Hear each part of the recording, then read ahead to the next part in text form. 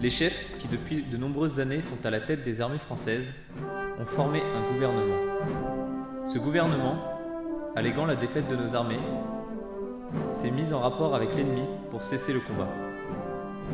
Certes, nous sommes submergés par la force mécanique, terrestre et aérienne de l'ennemi.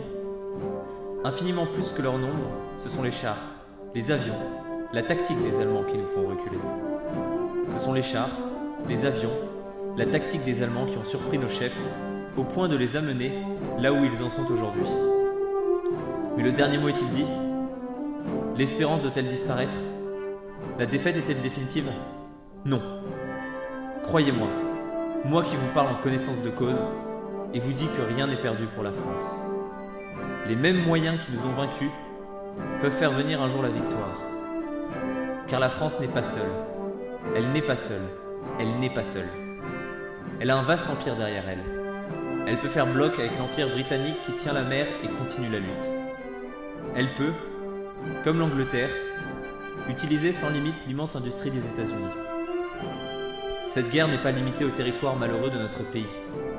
Cette guerre n'est pas tranchée par la bataille de France. Cette guerre est une guerre mondiale. Toutes les fautes, tous les retards, toutes les souffrances n'empêchent pas qu'il y a dans l'univers tous les moyens nécessaires pour écraser un jour nos ennemis.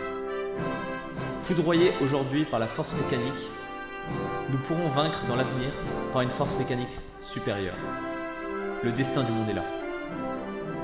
Moi, général de Gaulle, actuellement à Londres, j'invite les officiers et les soldats français qui se trouvent en territoire britannique ou qui viendraient à s'y trouver, avec leurs armes ou sans leurs armes.